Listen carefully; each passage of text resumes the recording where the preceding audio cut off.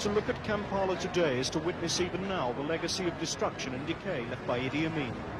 Once this country was renowned throughout Africa for its roads. Today every street in the capital is pitted with potholes. The army is still very much in evidence. Amin was fond of telling them their guns guaranteed them money, food and drink. They've not relinquished the pride of place he gave them. At the market, the mainstay of the nation's diet, a bunch of bananas, costs 800 Ugandan shillings.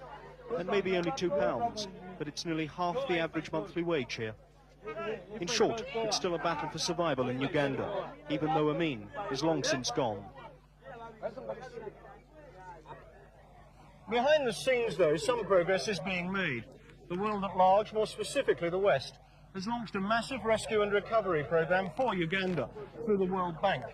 And the aim is not just to rebuild what Idi Amin destroyed, but to make this country an example to be followed by others in Africa. In a plush office overlooking the city sits arguably the most powerful lady in Uganda today, Uganda Goris, a Dutch economist and World Bank director in Kampala. In the past 3 years, she's spent $322 million in this country. Her verdict so far? All right, fine. 3 steps forward and 1 small step maybe backward.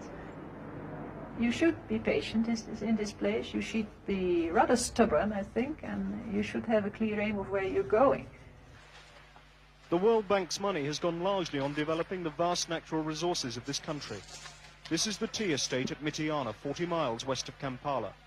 During the 60s, when President Obote was first in power, it produced millions of kilos of tea a year. Amin took it over from its British owners, the Mitchell-Cotts Company, literally at gunpoint. The result, inevitably, was careless neglect and wanton destruction. Today, for every field in bloom, there's another on the other side of the track, which has had to be pruned back from the wild. It'll be another year before thousands of acres of tea bush like this will yield even a leaf. Still, with $5 million from the World Bank and Mitchell-Cotts back in control, Uganda will double its tea production this year. And as world prices rise, it's a vital source of hard foreign currency. Not that the tea pickers will benefit that much. Even by African standards, they're on the poverty line, earning about £1 a week.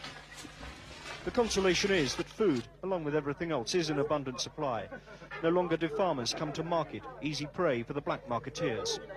The men from the marketing boards, set up at the World Bank's insistence, take firm control of every consignment. And the farmers are paid artificially high prices, subsidized by the World Bank, to encourage maximum output. The result? Uganda fed itself last year. Indeed, it even exported food to hard-pressed neighbours like Tanzania. Apparently, Mrs. Thatcher got along famously.